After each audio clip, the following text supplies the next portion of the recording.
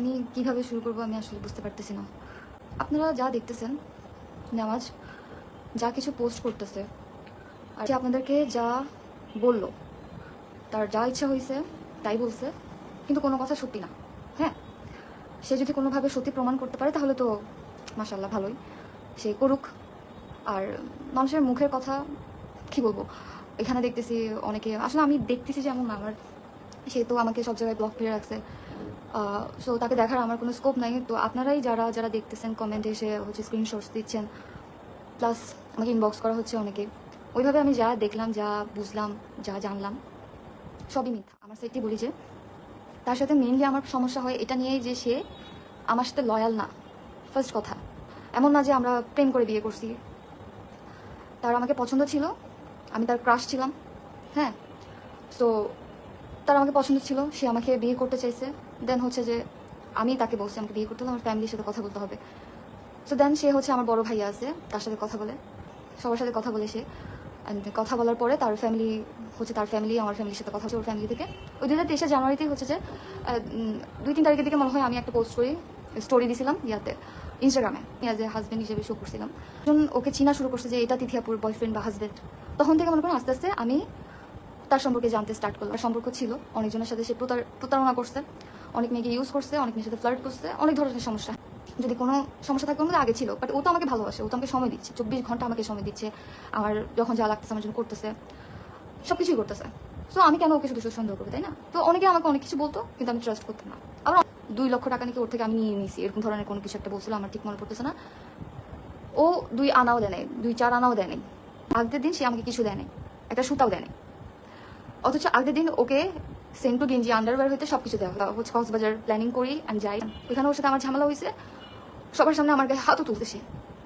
তো এর মধ্যে হয়তো আমি কনসেপ্ট করে ফেলি, যেটা আমিও জানি না, ও জানে না। আপু আপনার হাজবেন্ড আমার সাথে এগুলো করতেছে, দেখেন স্ক্রিনশট দিচ্ছে, করতেছে এগুলো। আমি প্রেগনেন্ট থাকা অবস্থায় আমি কি পরিমাণ টর্চারের শিকার হয়েছি মানসিক, আমি বুঝাইতে পারবো না আপনাদেরকে।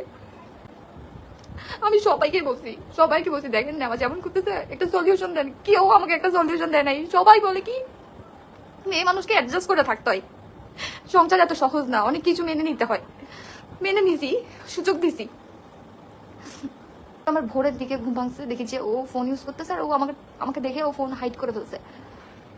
তারপরে আমার কি ব্যাপার, কি লুকাচ্ছেন, সমস্যা কি করতেছেন আপনি? ওই দিন অনেক সিক্রেট হয়ে গেছে, মানে ও আমাকে কখনো ওর ফোন ধরতে দিত না, কখনোই না। যখনই আমি ওর ফোন ধরার চেষ্টা করছি তখনই হচ্ছে যে ও আমার সাথে অনেক সিক্রেট করা স্টার্ট করছে, এমনকি আমার গায়ে পর্যন্ত হাত তুলছে। আমি প্রেগনেন্ট থাকা অবস্থায় ওই দিন ওর সাথে এমন ফাইট হয়েছে যে ও আমাকে ধাক্কা মেরে ফেলে দিছে। ও একটাবার এটাও চিন্তা করে নাই যে ওর বাচ্চা আমার পেটে, একটাবার এটাও চিন্তা করে। সকালবেলা উঠে ওর ফ্লাইট, ও চলে যেতে হবে, দেন ও আমাকে বিদায় দিয়ে চলে গেল। একটা মেয়ে, তাও আবার আমার স্কুলের একটা সিনিয়র আপু, তাকে ইনবক্স করে তার সাথে ফ্লার্ট করতেছিল।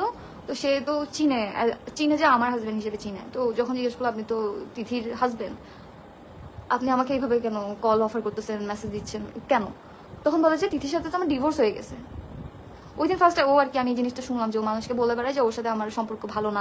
ডিভোর্স হয়ে গেছে মানে? তুমি 2 দিন আগে আমার সাথে এইসব কাহিনী করে গেলা, তুমি একটা মেয়েকে এক সপ্তাহ না যদি আবার মেসেজ করে এগুলো বলতেছো তোমার সাথে আমার ডিভোর্স হয়ে গেছে।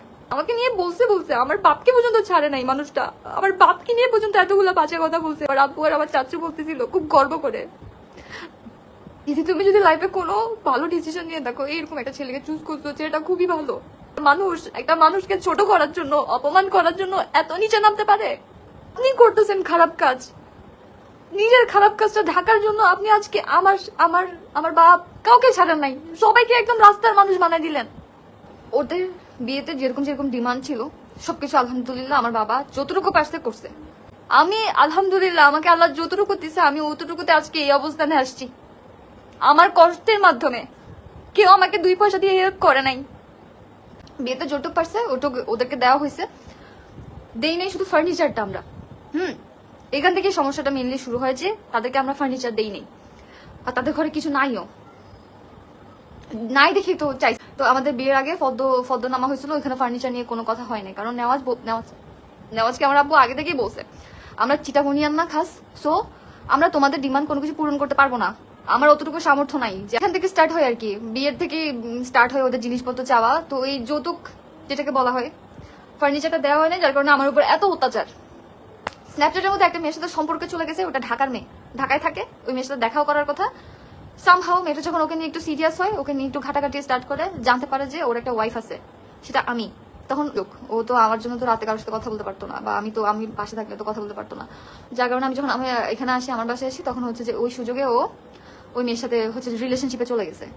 ওই মেয়ে জানতো না যে ও ম্যারিড। যখন জানতে পারছে তখন মেয়ে ওকে ছেড়ে দিছে, ব্লক টক মেরে দিছে, দেন আমাকে সবকিছু জানাইছে। বাদ করছি, সে বলতেছে কি, হ্যাঁ করছি তো, যে আপনি আমার সাথে আছেন, আমাদের একটা বাচ্চা হয়েছে, আপনি এখনো ছাড়লেন না এগুলো, আপনি এখন আবার নতুন একটা মেয়ের সাথে এগুলো করতেছেন। তখন সে আমি আর কি বলবো, কি করবো, আমার এখন কি বলা উচিত? জাস্ট এটুকু হাতে পায়ে ধরে বলছি যে প্লিজ, এখন আমাদের একটা বাচ্চা হয়েছে, ওর দিকে তাকাই হইলো, এখানে স্টপ করেন, আমি সব কিছু ভুলে যাবো আগে কি করছেন না করছেন।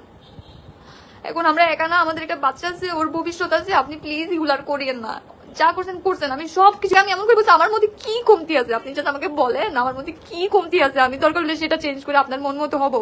আল্লাহর কসম, আল্লাহ সাক্ষী আছেন, আমি জানি আপনি আমার লাইফটা দেখতেছেন, আমি আপনাকে এভাবেই কিন্তু বলছিলাম। ও মেনলি ও আমার বিজনেসটা চাচ্ছিল যে আমি ওকে আমার বিজনেসটা যাতে দিয়ে দিই। আমি কোনো মতে রাজি হচ্ছিলাম না যে আমার বিজনেসের ওনারশিপ আমি ওকে দিব, এটা আমি কোনো মতে রাজি হচ্ছিলাম না। ইভেন আমি ওকে এটা বলছি যে আমি ঈদের পর নতুন আরেকটা বিজনেস স্টার্ট করবো অন্য প্রোডাক্ট নিয়ে, ওইটা আপনি ইয়া করেন, সবকিছু আমি করবো, জাস্ট আপনি হচ্ছে ওনারশিপে থাকবেন। যা বলছি কি জানেন, তাকে আমি আমার বাবাকে বলতাম তাকে 20 লক্ষ টাকা দিতে, আপনি আজকে এই মেয়ে কালকে ওই মেয়ে, আমি পারবো না আপনাকে আমার চোখের সামনে থেকে আড়াল করতে, আপনি আমার সাথে থাকবেন, যা লাগে আমি দিব। আমাকে বলছে আমাকে প্রতি মাসে 50,000 টাকা করে দিতে হবে, দিবা তাইলে আমি থাকবো, না হলে আমি নাই। সেই ছেলে বলতেছে যে আমার পিছনে নাকি টাকা খরচ করতে করতে সে ফকির হয়ে গেছে। না, আমি ওই বাসায় থাকি, কারণ ওই বাসায় থাকার কারণে ও অন্যান্য মেয়েদের সাথে কানেক্টেড হতে পারতেছে না, কথা বলতে পারতেছে না। আমি মেইন প্রবলেমটা হয়ে গেছি গা, যে ও সময় ও কিন্তু কন্টিনিউসলি একটা মেয়ের সাথে ওর সম্পর্ক আছে। আমি যখন ওদের বাসায় গেছি, ওর যা মন চাই ও করবে, আমি কিছু বলতে পারবো না। হয় আমি ওকে টাকা দিব, না হলে ও হচ্ছে যে ওর সবকিছু একসেপ্ট করে নিবো, যে ও কোন মেয়ের সাথে কি করতেছে না করতে সবকিছু একসেপ্ট। কোন বউটা একসেপ্ট করে নিবে? আপনি করতে পারবেন? আপনার বউ এগুলো করতেছে, আই ডোন্ট নো, গার্লফ্রেন্ড না বউ কি জানি। ওই হচ্ছে যে আমার ফ্যান ফলোয়ার্সরা অনেকে, যেহেতু আমি কোনো আনসার করতেছি না, ওরা টুকটাক ছবিগুলো পাইতেছে, তো ওরা গিয়ে ওই মেয়েটাকে ন করতো বা নেওয়াজকে ন করতো, ওরা বলতো কি একজন আরেকজনকে বলতো হ্যাঁ ও আমার ওয়াইফ, ও আমার হাজবেন্ড। তা আমি কি, আমি মানুষটা কি তাহলে? এখন সে পোস্ট করে জানাচ্ছে কি যে সে আমাকে নাকি ডিভোর্স দিছে, অথচ আমি জানি না। রাগ করে আছে, এরকম তো অনেক হয়েছে যে আমাদের কথা হয় না, ঠিক হয়ে যাবে আর কি। অ্যানিভার্সারি আসতেছে, নিশ্চয়ই আমাকে সারপ্রাইজ প্ল্যানিং করতেছে, কারণ অলওয়েজ আমাকে সারপ্রাইজ দিত, আপনারা সবাই দেখছেন। 9টা মাস ধরে আমি প্রেগনেন্ট, আমি কত কিছু ফেস করছি, কিছুই জানেন না আপনারা। খালি দেখতেন যে দিদি আপু মেডিকেলে কেন, আমার কত ধরনের গার্লফ্রেন্ড নাকি ওয়াইফ আমি জানি না, সো কল্ড, যার সাথেও আছে, সেই মেয়েটার ব্যাপারে অনেক কিছু জানতেছিলাম আমি। নাম হচ্ছে সুহি ইকবাল, হ্যাঁ। সো নেওয়াজ আহমেদের সাথে ম্যাচ করে সুহি আহমেদ নাকি কি করছে। তারপরে আরেকটা মেইন কথা আমি বলতেই ভুলে গেছি, যে আমার যে মেয়ে হয়েছে, এটা ওরা কেউ মানে ওর মা, আমার শাশুড়ি মা, আমার মাও বলতে ইচ্ছা করতেছে না এমন মানুষকে। আমার মেয়ে যে হয়েছে, আমার মেয়েকে একটু কোদে নিয়ে পর্যন্ত দেখে নাই, কারণ আমার মেয়ে হয়েছে।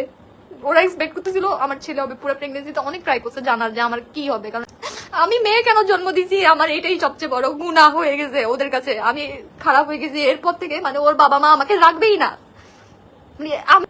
আমি আল্লাহর কাছে দোয়া করি যে যারা এই মানুষটাকে, এই কাপুরুষটাকে সাপোর্ট করতেছেন, আপনাদের কপালে যাতে এরকমই একটা কাপুরুষ জুটে, আর আমি যদি খারাপ হয়ে থাকি, আমার মতো মেয়ে যাতে কারো লাইফে না আসে।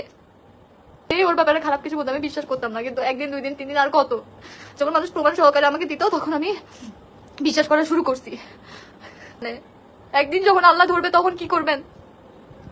আপনার আমাকে ভালো না লাগতেই পারে, আপনি আমাকে সুন্দর মতো আমাকে বলে যে দিদি তোমাকে আমার আর ভালো লাগতেছে না, আমরা সেপারেট হয়ে যাই, বলতে পারতেন তো না?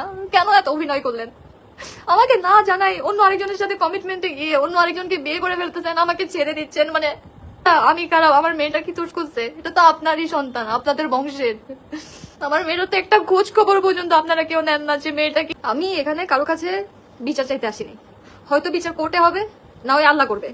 আমি শুধু ও যে আজকে এতগুলা মিথ্যা কথা আমাকে নিয়ে, আমার বাবাকে নিয়ে এত কিছু যে বলছে, এগুলা জাস্ট আপনাদেরকে শুধু আমি আমার সাইডটুকু বলতে আসি, জাস্টিস পাবো আল্লাহর কাছে। আমি আপনাদের সবাইকে বলে রাখলাম, একদিন না একদিন আল্লাহ আমার বিচার করবে, কেউ না করলেও আল্লাহ।